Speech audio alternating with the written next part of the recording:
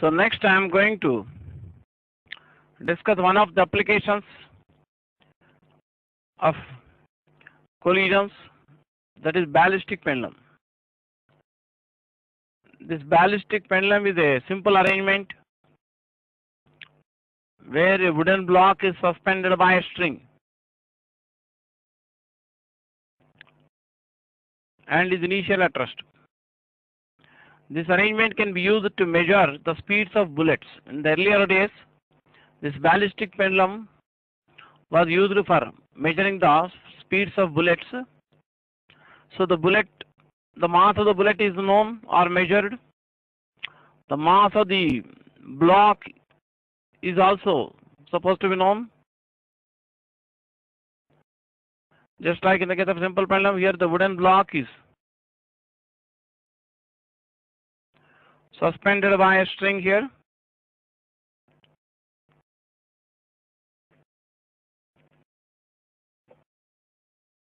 I denote the mass of the wooden block by capital letter M, which is originally at rest with a string in the vertical position. Let S be the point of suspension. You just concentrate only to listen here. Don't write the running notes when I am discussing. I will be showing you the notes for this later. Next.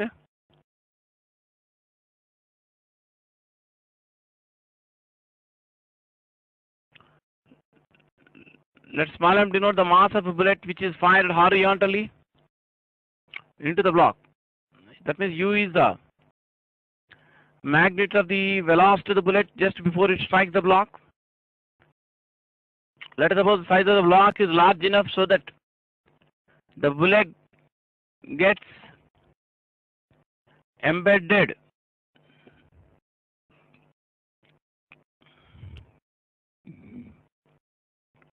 into the block after the collision, so that the combined mass rises through some vertical height h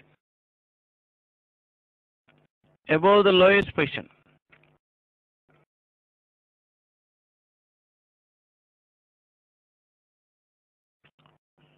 Let us suppose the combined mass capital M plus small m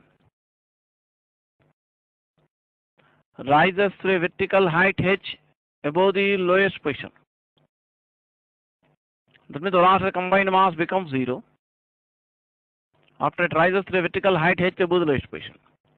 So if you can make some arrangement, I mean experimentally, if we can make some arrangement to measure this height h, if you can measure the vertical height h through which the combined mass rises after the collision, and if you know the masses of the bullet and block, or ratio of the mass of the bullet and block, you can measure the speed of the bullet before collision. So it is a completely inelastic collision. Therefore, you cannot equate kinetic energy of system of the block and bullet after collision with the kinetic energy system of the bullet and block before collision. But we can apply conservation of momentum. Momentum of the system of the block and bullet just after collision can be equated to the momentum of the system before collision. Initial moment of the system before collision, initial moment of the bullet plus initial moment of the block. Initial moment of the bullet just before collision is small m into u. Initial moment of the block before collision is 0. Let V denote the magnitude of the velocity of the combined mass just immediately after the collision. So momentum system just after collision, you can write capital M plus small m into V. So from this you can write the initial speed u of the bullet before collision equal to capital M plus small m into V by small m.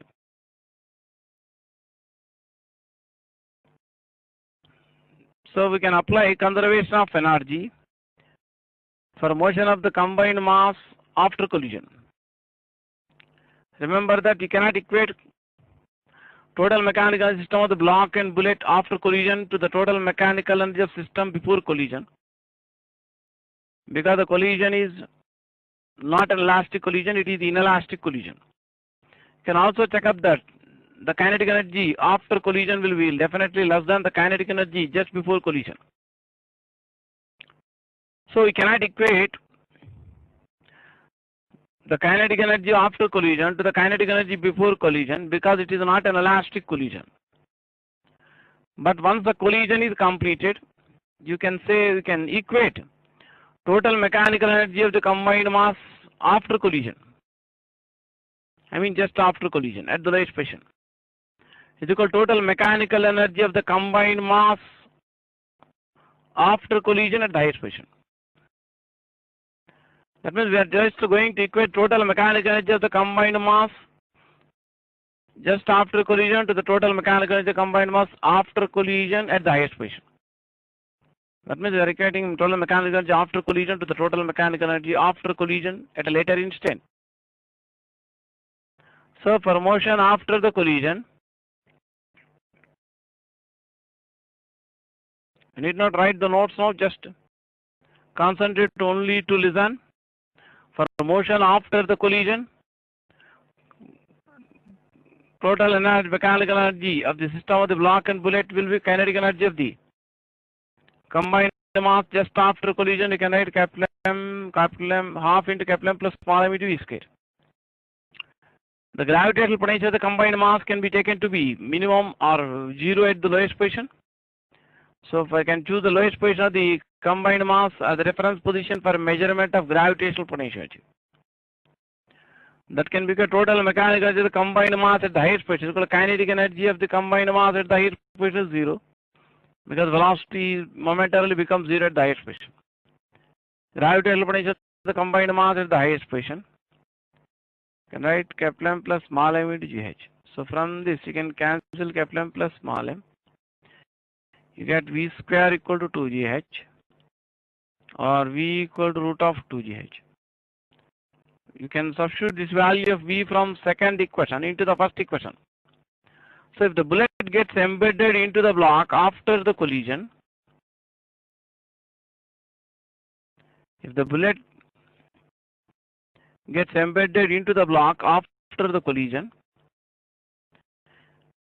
and the combined mass rises to a vertical height h above the lowest position after the collision, then the initial speed of the bullet before the collision is given by capital M plus small m by small m whole multiplied by root 2GH. This formula holds good when h is less than or equal to L. L is the length of the pendulum.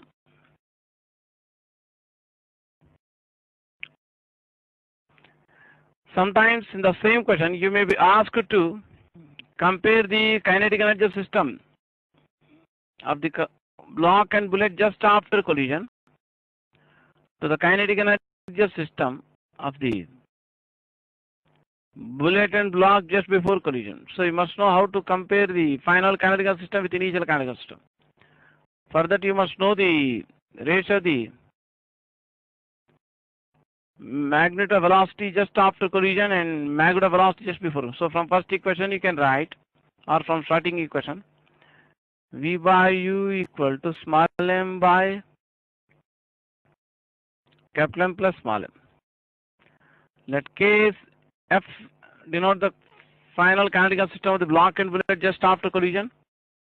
Ki denote the, K subscript I denote the initial kinetic energy of the bullet just before collision. The final kinetic energy system of the block and bullet just after collision can write half capital M plus small m into V square. The initial kinetic energy of the bullet just before collision is half small m into U square. That is capital M plus small m by small m into V by U whole square. Now I can substitute V by U equal to small m by capital M plus small m.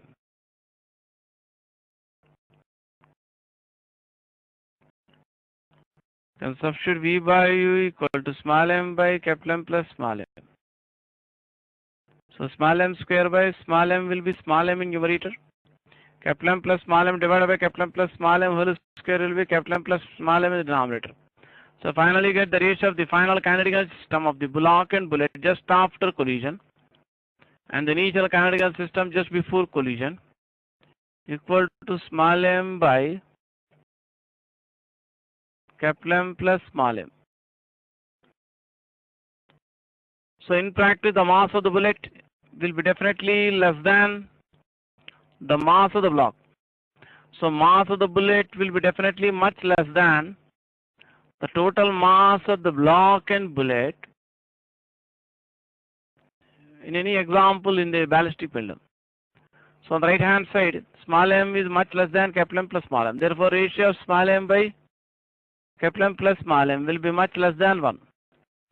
So the final kinetic energy system of the block and bullet just after collision will be much less than the initial kinetic energy system before collision. So Kf will be much less than Ki.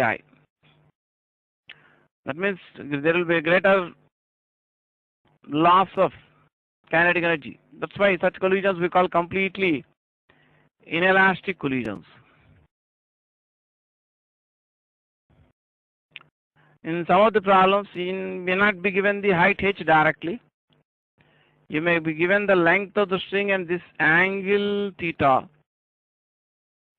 or theta naught, which the string makes with a downward vertical, and the combined mass reaches the highest position.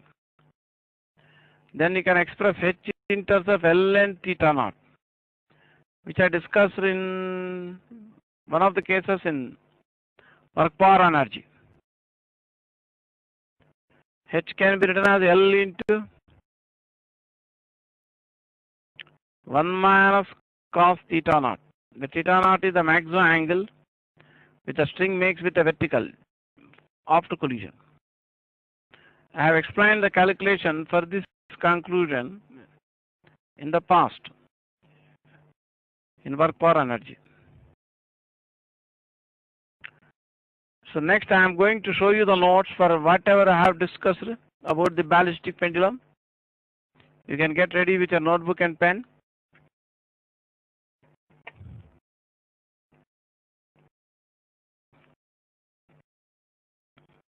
Come on, write down the notes here. Look at the screen. First I have shown the conclusion directly on the screen. Later I will be showing you the working part. This conclusion can be used directly while solving numerical problems in objective type questions. I will once read out the conclusion.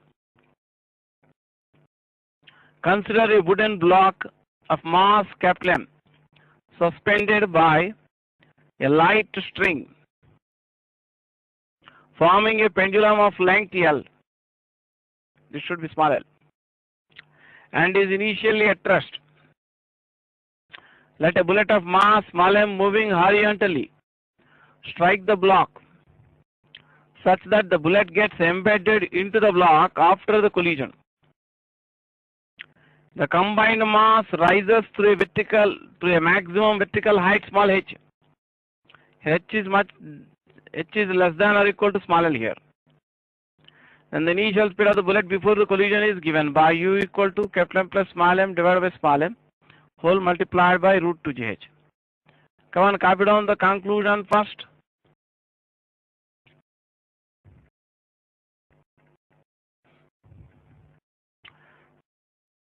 So in case you need more time to copy the conclusion, you can take a pause and take your time. I am going to show you the notes or working or calculation for the conclusion. The next slide.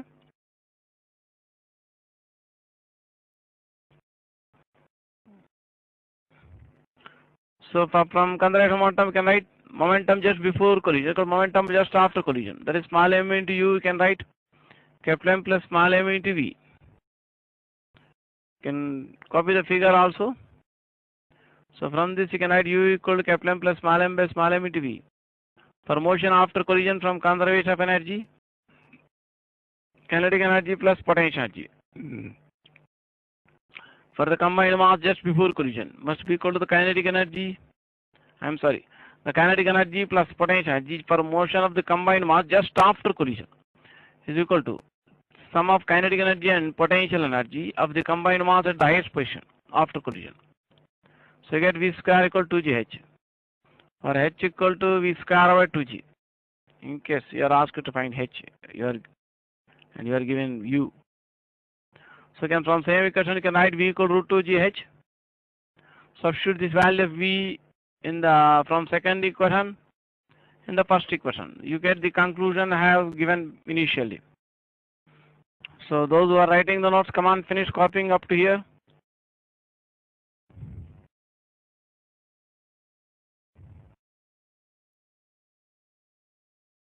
In case you need more time to copy the notes, you can take a pause and take your own time.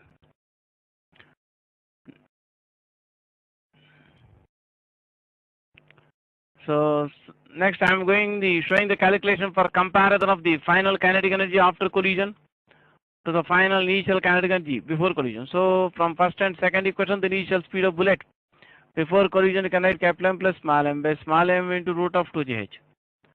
From first equation we can write V by U equals small m by capital M plus small m. Here Kf is the final kinetic energy combined mass just after collision. Ki is the initial kinetic energy combined mass just before collision. Kf can be written as half capital M plus small m into u square. Ki is equal to half small m into u square. Come on, all of you finish writing the notes up to here.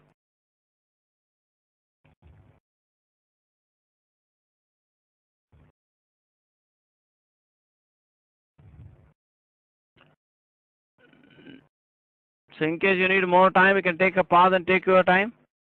So you get Kf by Ki equal to capital M plus small m by small m into V by U whole square. You can substitute V by U equal to small m by capital M plus small m, which you get small Kf by K equal to small m by capital M plus small m. And h in terms of theta naught you can write L into 1 minus cos theta naught. Here theta naught is the angle made by the string or pendulum with a downward vertical at the instant the combined mass reaches the highest position. Come on, all of you finish writing up to here.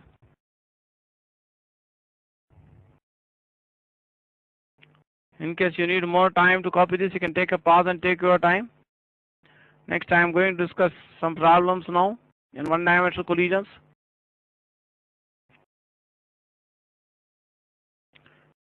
Look at the problem number 2 in collisions.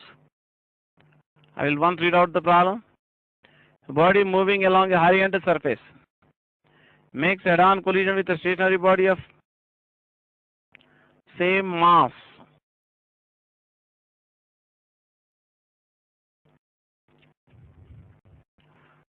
Such that the final kinetic energy system of the two bodies is 3/4 of the initial kinetic energy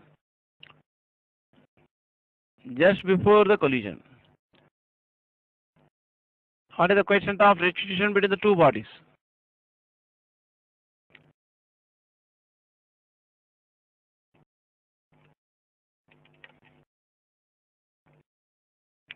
So here the two bodies have same mass. So mass of second body is same as the mass of the first body. And initial mass of second body is 0. So kinetic energy lost, kinetic energy system, final kinetic energy system is 3/4 of the initial kinetic. So kinetic energy lost, you can write initial kinetic energy are denoted by Ki minus final kinetic energy system. The final kinetic energy system is after the collision given to be 3/4 of the initial kinetic energy system. Therefore, kinetic energy lost is 1/4 of initial kinetic energy. The initial kinetic energy of system can be written as half m1 u1 square plus half m2 u2 square. But second body is initially at rest. So initial kinetic of second body is 0. I have discussed one formula earlier in the theory part in the previous class. Kinetic energy lost in a one-dimensional collision is given by half m1 m2 by m1 plus m2 multiplied by u1 minus u2 whole square and whole multiplied by 1 minus e square. Now I am going to substitute here kinetic energy lost is equal to 1 by 4th of initial kinetic energy. So on the left hand side you can write Ke lost equal to 1/4 of half m1 u1 square. So on the right hand side you can substitute m2 equal to m1.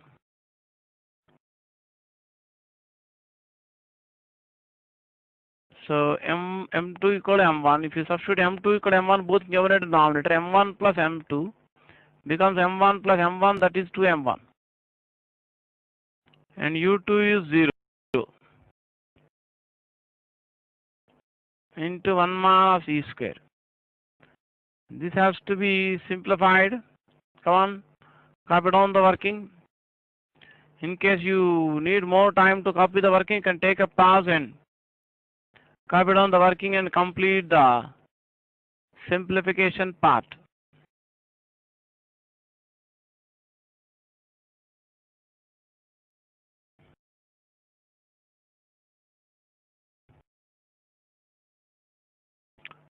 To complete the simplification part yourself, you are supposed to get 1 minus e square equal to 1 by 2. Or e square is 1 minus 1 by 2 or 1 by 2. Or e is 1 by root 2. Which is equal to 0.707. That's the answer. In case you need more time to copy this solution, you can take a pause and copy the solution.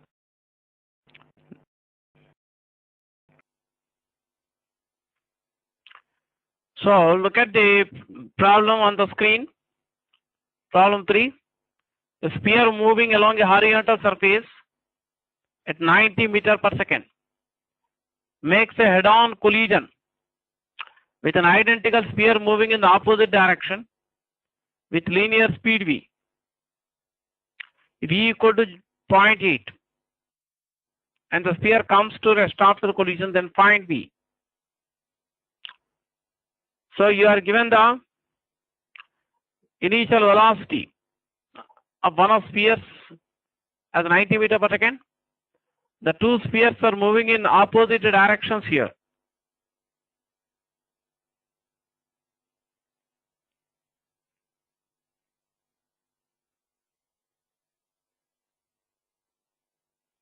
So the two spheres are moving in opposite directions. As per the usual notation we followed, the mass of first sphere denoted by m1, mass of second sphere by m2, the initial loss to the first sphere by u1 before collision, u2 is the initial loss second sphere before collision. The two spheres are moving in opposite directions. So if you give positive sign for the initial loss of first sphere, you have to give negative sign for the initial loss second sphere. So you can write u1 equal to 90 meters per second and u2 equal to minus v, because second sphere is moving in opposite directions with speed v.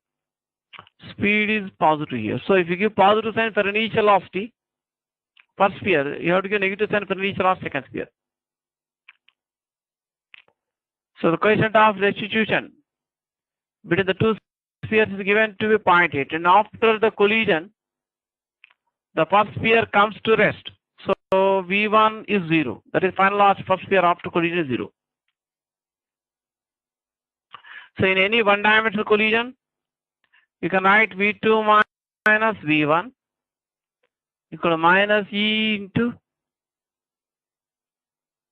u2 minus u1, or e into u1 minus u2, or you can write e into u1 minus u2. Now you can substitute here v1 equal to 0 and e equal to 0.8, u1 equal to 90 meters per second and u2 equal to minus v. So you get v2 equal to, if you open the bracket, 0.8 into 90, that will be 72 meters per second plus 0.8 V.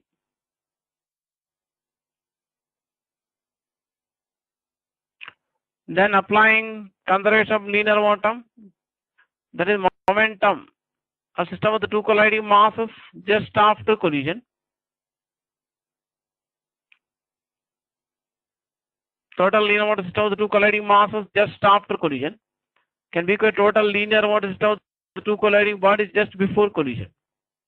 So you can write M1 V1 plus M2 V2 equal M1 U1 plus M2 U2. Here both these spheres are identical, means they have same mass. Can denote the mass of each sphere by M. So V1 is 0.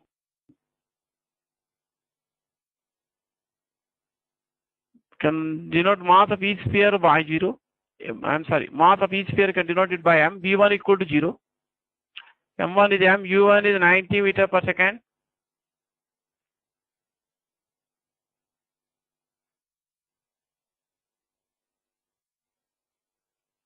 M2 is M, U2 is minus V. So you can take M common on the right hand side. So 90 meter per second V. So M gets cancelled. So V2 equal to 90 meter per second minus V. You can substitute this value of V2 into the first equation, or you can substitute the value of V2 from first equation into the second equation. So you can combine the equations 1 and 2. You can substitute here V2 equal to 72 meter per second plus 0.8 V from first equation on the left hand side of second equation.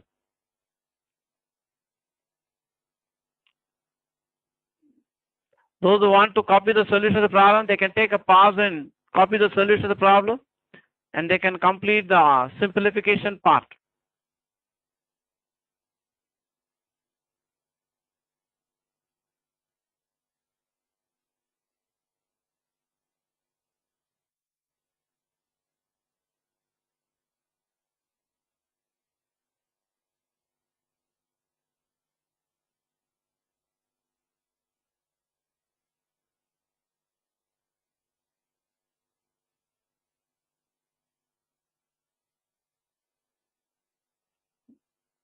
So you get V equal to 10 meter per second is the answer. So in case you are asked to find the velocity of second body after collision, you can substitute this value of V in the second equation or in the first equation. Then you get V2 equal to 80 meter per second.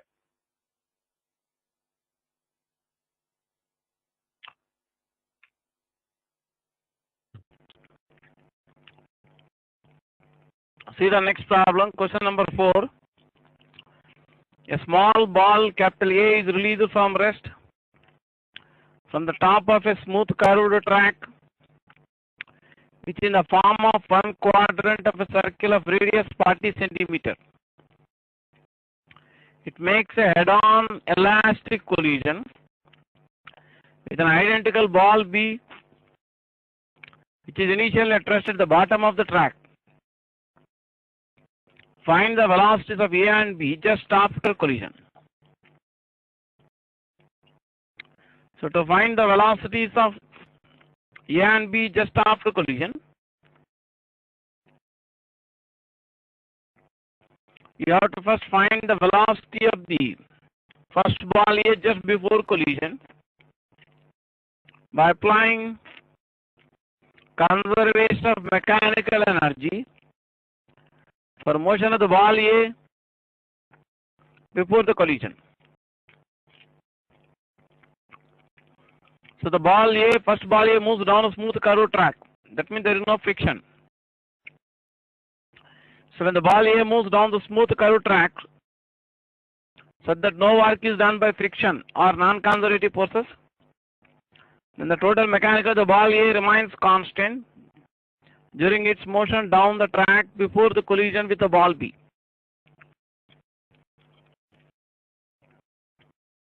Let u1 be the velocity of the ball A just before it collides with the ball B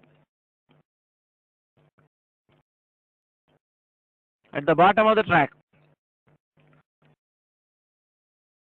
Let u1 be the magnitude velocity of the first ball A just before it collides with second ball B. And initial velocity of second ball B just before collision is 0. The velocity of the ball A at the top of the track when it is released is 0. So I will apply conservation of mechanical energy for motion of the ball A.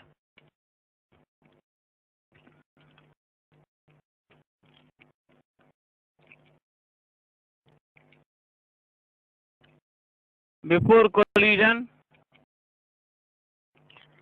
because it moves on a smooth curved track, its total mechanical of the ball A remains constant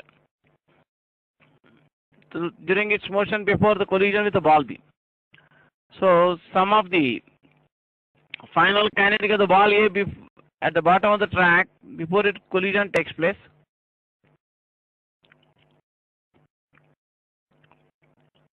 And potential energy must be same as sum of the initial kinetic energy, initial potential energy. So kinetic of the ball A just before collision at the bottom of the track is equal to half ma into u1 square. Potential energy can be taken as 0 at the bottom of the track. So at the highest position velocity is 0, so kinetic of the ball A is 0. Gravitational potential of the ball A at its initial position at the top of the track is equal to mass of the ball A into g into h. H is the initial height of the ball A before collision. H is the height of the ball A from where it is released. You can observe from the figure that you can take H equal to here R. That is the radius of the track. So magnitude velocity of the ball A just before the collision with the ball B will be root of 2gr.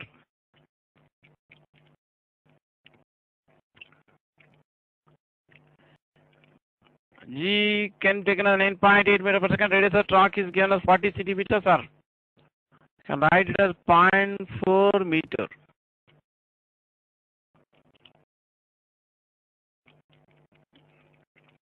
You can write in the form of product of perfect square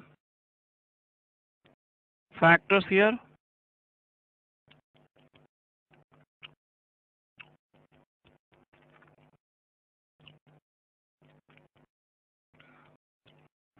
So you get the velocity of the ball A before collision, just before collision with the ball B at the bottom of the track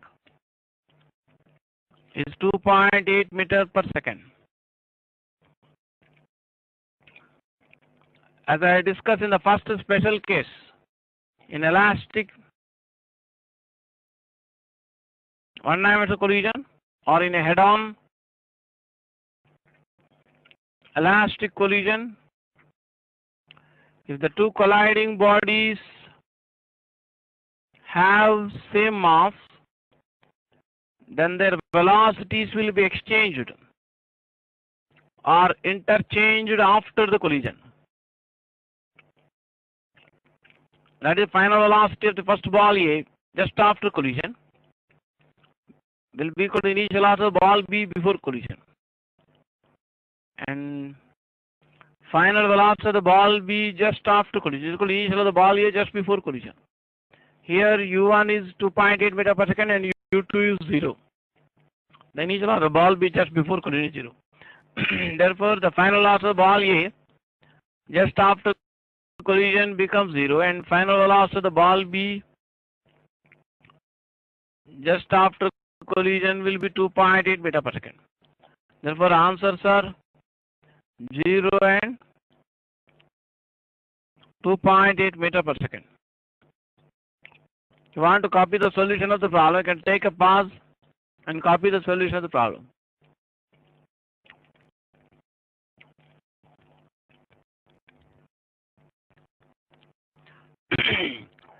So, with this I have completed the discussion of the theory part and of one-dimensional collisions.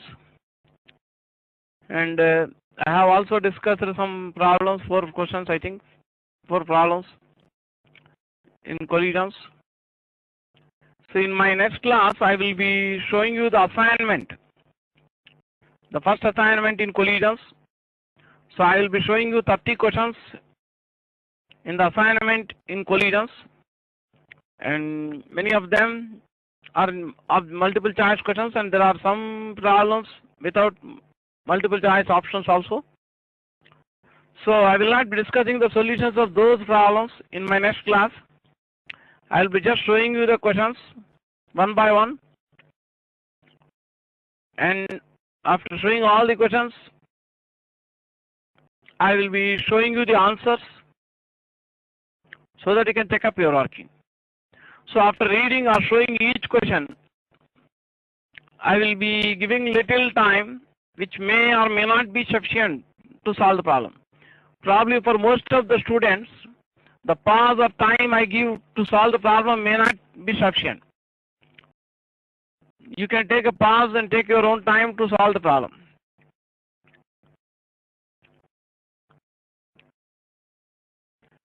So after completing all the 30 questions,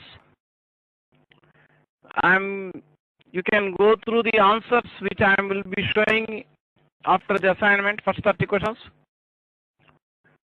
Then check up your answers. In the class after that means after I have shown you the assignment, in the later class or in the next class after assignment, I will be discussing the solutions of all the questions in the assignment, one after another. So some of the students may be able to solve more number of questions, and there are some students may not be able to solve good number of questions. So don't get discouraged or disappointed if you are not able to answer most of the questions in the assignment. There may be good number of students who may be able to just answer 5 or 6 questions or 10 questions maximum within 30 questions in the assignment, but still you don't get discouraged. Everyone can improve if they try to improve sincerely. So in case you feel that you are very weak in solving the problem and you are not able to answer most of the questions in the assignment when you read them for the first time, you can do like this. After going through the assignment, you go through the solutions of all the questions which I will be discussing in the class immediately after the assignment. After going through the solutions of all the 30 questions, you can take a gap. I mean, you can take 1 day gap, and next day again you come back to the assignment in collisions. Again go through all the 30 questions without looking now. The next day you go through all the 30 questions again afresh without looking at the solutions or answers which might have copied. Then again try to work out them independently on your own the next day. So when you may not be able to answer good number of questions when you read those questions for the first time, but if you try them again, I mean after going through the solutions, you take 1 day gap and again you try them, the assignment again starting from beginning of the assignment, again go through all the 30 questions in the assignment without looking at the answers or solutions which you might have copied. Then you try to see that, then when you try them again you will be able to solve most of the questions. And finally what is needed is you should be able to answer any one of these problems or questions or similar questions or problems in case similar question or problem is given in entrance examination. So in my next class I will be showing the assignment in collisions. So after that I will be discussing the solutions of all the questions in the assignment in collisions. After discussion of the solutions, I will be briefly also discussing about two-dimensional theory of two-dimensional collisions. And assignment of collisions, I will be showing you the continuous second part of the assignment collisions, that is from 31 onwards, involving little more standard problem or some questions related to two-dimensional collisions.